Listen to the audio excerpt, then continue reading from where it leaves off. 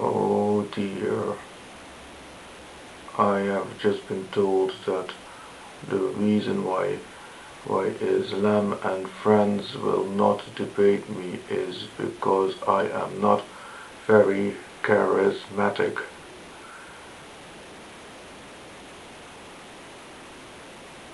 You see, apparently it is not important whether my arguments are correct, but instead Islam and Friends wants to have charisma to argue with. You see, it is the charisma that counts. The person who can make the most charismatic response wins the debate. Let me illustrate this with an example.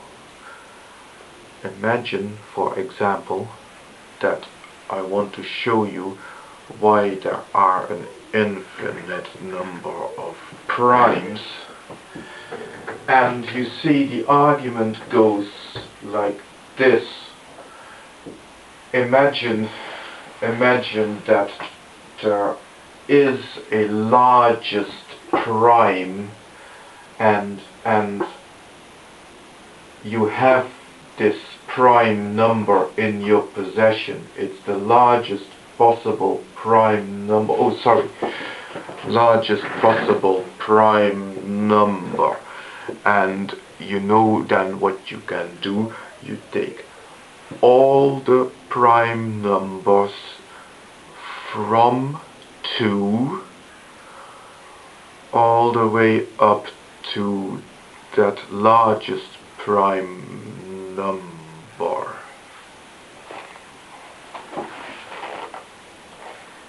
Oh, sorry.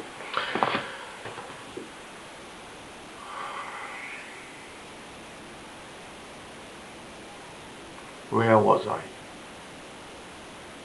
Oh, yes. You take all the prime numbers all the way up to the largest prime number, and then you multiply them all together, and of course that would create a very big number. Now just add 1 to that very big number, and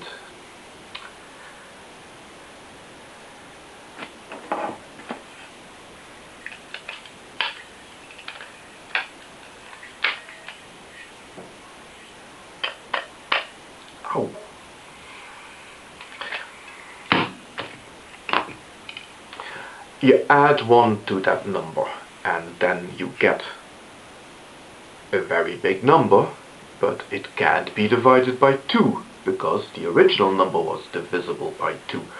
And then you cannot divide it by 3 or by 5 or by any of the other prime numbers that you used to make the original huge number.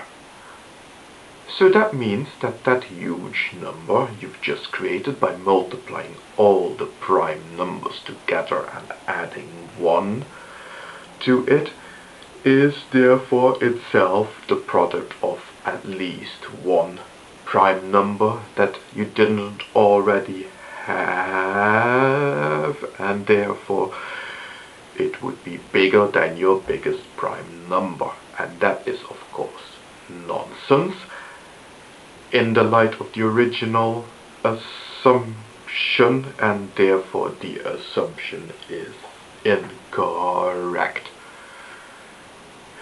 You see, I know I'm not very charismatic. I know I'm not. But that didn't make that argument about the primes any less valid. Now try to pull the other one.